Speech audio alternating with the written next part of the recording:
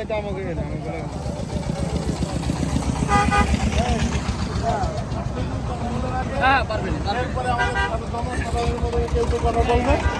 এরপরে পরে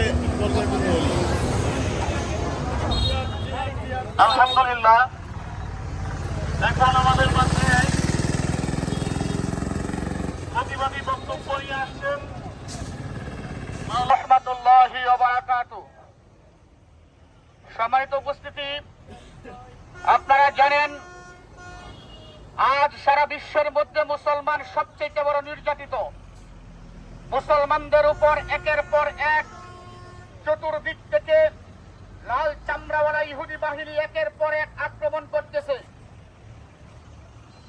আর আমরা এখন ইতিমধ্যেই দেখতে পাচ্ছি গাজায় মুসলমানদের উপর পাখির মতন গুলি করে মুসলমানদেরকে হত্যা করা হচ্ছে এবং ড্রোন দিয়ে দেখে দেখে একজন, দুইজন, চারজন, পাঁচজন, 100 জন মানুষ যেখানে আছে সেখানে তাদের উপর বিভিন্ন ধরনের বোম, বিভিন্ন ধরনের গুলি তাদের উপর চালানো হচ্ছে। আজ রাসূল সাল্লাল্লাহু আলাইহি ওয়াসাল্লাম 1450 বছর পূর্বে বলে গিয়েছেন, সারা পৃথিবীর মুসলমান একটা দেহ একটা প্রাণ। যদি আমার হাতের মধ্যে আঘাত লাগে, আমার সারা দেহের মধ্যে সেই আঘাতে আক্রান্ত হই। সুতরাং গাজায় আজ মুসলমানদের উপর আক্রমণ করা হচ্ছে মানে আমার গায়ে আক্রমণ করা হচ্ছে। আমি মুসলমান হিসাবে আমার মুসলমান ভাইদের উপর আক্রমণ আমি বরদাস্ত করতে পারি না। সুতরাং একটা কথা বলতে চাই, গাজায় যে মুসলমান হত্যা চলতেছে অতি দ্রুত যদি সেই হত্যা যদি বন্ধ করা না হয়, তাহলে আমরা মুসলমান যে যেখান থেকে আছি সেখান থেকে গাজাবাসীদের পাশে দাঁড়ানোর জন্য প্রস্তুত আছি ইনশাআল্লাহ। আমরা বাংলাদেশের সরকার প্রধান সহ সারা পৃথিবীর সকল মুসলমান সরকার প্রধানদেরকে বলতে চাই, আপনারা সরকারিভাবে ওই লাল চামড়াওয়ালাদের বিরুদ্ধে অবস্থান গ্রহণ করুন। সাহাবায়ে কেরাম যেভাবে রাসূল সাল্লাল্লাহু আলাইহি ওয়াসাল্লামকে সর্বাধিকভাবে সহযোগিতা করেছেন, যেভাবে বলেছেন আমরা আপনার দাঁড়িয়ে আছি, আমরা আপনার ভাবি আছি, আমরা আপনার সামনে আছি, আমরা আপনার পেছনে আছি, আমরাও বলতে চাই, মুসলিম প্রধানদেরকে বলতে চাই, আপনারা সামনে এগিয়ে চলুন। আমরা আপনার দাঁড়িয়ে আছি, আমরা আপনার বাণী আছি, আমরা আপনার সামনে পিছনে আছি ইনশাআল্লাহ।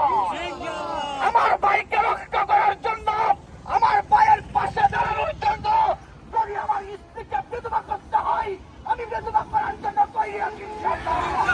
আমার ভাইকে রক্ষা করার জন্য যদি আমার সন্তানকে ইয়াতীম করতে হয় ইয়াতীম করার জন্য তৈরি আছি ইনশাআল্লাহ। একটা কথাই রাজর থেকে আমরা জানিয়ে দিতে চাই, ও মুসলমান সরকার প্রধান যারা আছেন, আর ঘুমিয়ে থাকার সময় নাই। এইটা শুধু উলামায়ে কেরামের প্রতিবাদ নয়, এটা শুধু আলেমদের প্রতিবাদ নয়, এটা সমস্ত মুসলমানদের প্রতিবাদ। কি বলেন? এটা সমস্ত মুসলমানের প্রতিবাদ। সুতরাং একটা কথা বলতে চাই, ফিলিস্তিনের এই হত্যাকাণ্ড দেখে যদি কারো শরীরের রক্ত গরম হয় সে মুসলমান কিনা সন্দেহ আছে।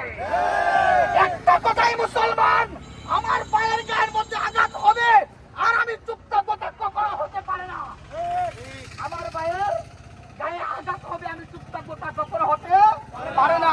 সুতরাং একটা কথা মুসলমান, আজ আমার মায়ের রক্ত কেন, আমার মায়ের গায়ের মধ্যে গুলি কেন, সারা পৃথিবীর মুসলমান এখন কে সুন্নি কে ওয়াহাবি কে কুন্দল করে আমি লেখটাকে টেম্পি এটা দেখার বিষয় নয়।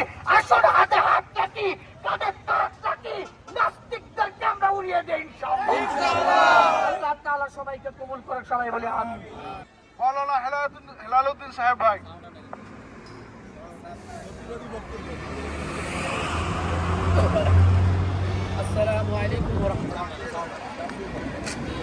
আসসালামু আলাইকুম ওয়া রাহমাতুল্লাহি ওয়া বারাকাতুহু। আপনারা সবাই কেমন আছেন?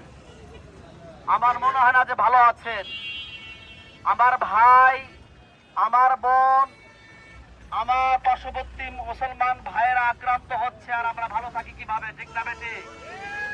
ও প্রিয় ভাইয়েরা, আপনার আমার মনে রাখতে হবে, আমরা কিন্তু কোনো কাফের গোষ্ঠীর থেকে নয়, আমরা আমরা কিন্তু কোন ইহুদি নাসারা নয়, আমরা হলাম মুসলমানের রক্ত, ঠিক না বেঠিক? আমরা এমন মানুষের রক্ত যে ওমর ফারুক রাদিয়াল্লাহু তাআলা আনহুর রক্ত থেকে আমরা এসেছি।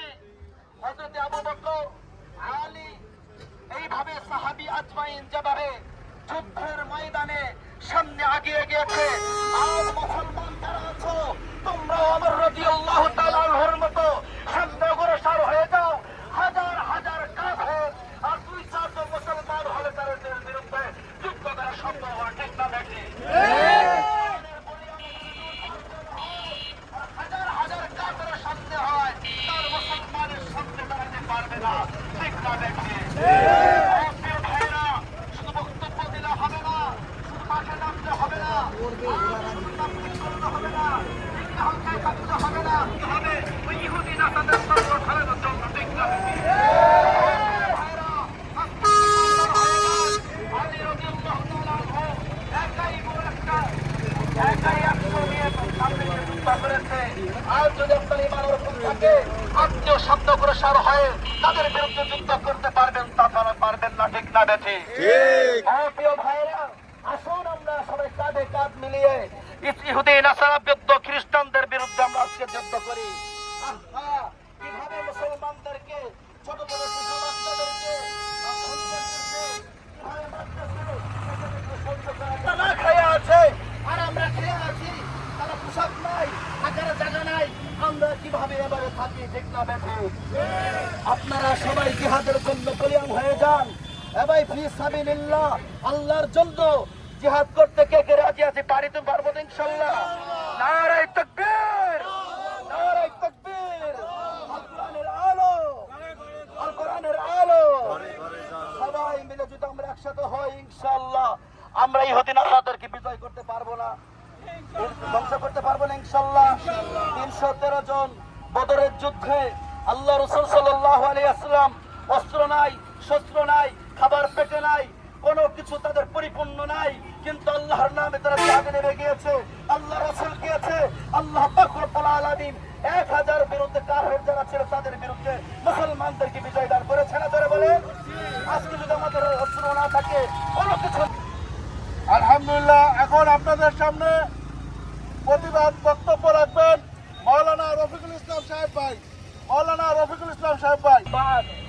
إن الله يحب الذين يقاتلونه صفا كأنهم بنيان مرصوص وقال رسول الله صلى الله عليه وسلم الجهاد ماضي إلى يوم القيامة। আমরা এমন একটা বিষয় আজকে এখানে উপস্থিত হয়েছি, যে বিষয়টা সম্পর্কে আল্লাহ পাক রব্বুল আলামিন তার কোরআনে কারিমের ভিতরে 510টি আয়াতের মতন নাজিল করেছেন এবং অন্য কোনো বিষয় এত আয়াত নাজিল করেননি। এমন একটা বিষয় আমরা উপস্থিত হয়েছি, যেটা হচ্ছে আল্লাহ পাক রব্বুল আলামিন বলেন, ইন্নাল্লাহা ইউহিব্বুল্লাযীনা ইউকাতিলুনা ফী সাবিলিহি সাফফান কান্নাম বুনিয়ানুম মারসুস। হে দুনিয়ার মানুষ সকল, তোমরা শুনে রাখো, আমি এমন একটা বিষয় দুনিয়াতে দিয়েছি যেটা হচ্ছে জিহাদ। এই জিহাদ যে আমাকে সন্তুষ্ট করার জন্য, আমাকে রাজি খুশি করার জন্য সীসা ঢালা প্রাচীরের ন্যায় যে আমার রাস্তা জিহাদ করবে, যুদ্ধ করবে, তাকে আমি সব থেকে বেশি ভালোবাসি। কিন্তু আমরা দুনিয়ার মাঝে এমন ভালোবাসায় মনোমুগ্ধ হয়ে রয়েছি যে আল্লাহর ভালোবাসায় আমরা সারা দিতে রাজি হই না। অন্তর্ভুক্ত হইতে হলে আল্লাহ পাক রব্বুল আলামিন কোন মুসলমানদের উপর যদি আক্রমণ চলে, কোন মুসলমানদের দেশ যদি অপর ইহুদি খ্রিস্টান যদি দখল করতে চায়, তাহলে আশপাশের সমস্ত রাষ্ট্রের উপরে ওই ইহুদি খ্রিস্টানদের উপর যুদ্ধ করা ফরজ হয়ে যায়। তাহলে আমাদের উপরও ওই হিসাবে আমাদের উপরে জিহাদ করা ফরজ, আমাদের উপরে ওই হিসাবে যুদ্ধ করা ফরজ হয়ে গেছে। কিন্তু আমাদের রাষ্ট্রের দিক দিয়ে তাকালে কি হয় না, আমরা আমাদের হাত বাঁধা।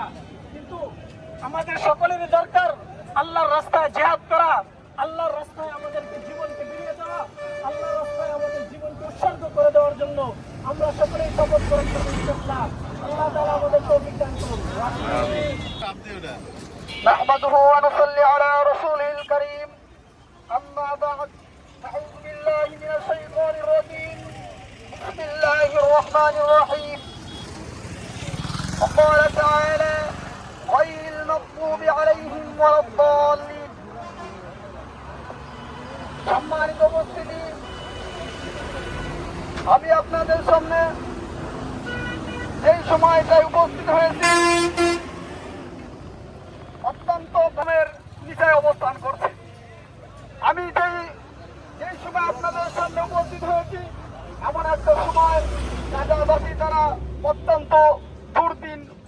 দুদিন সময় তারা পার করছে।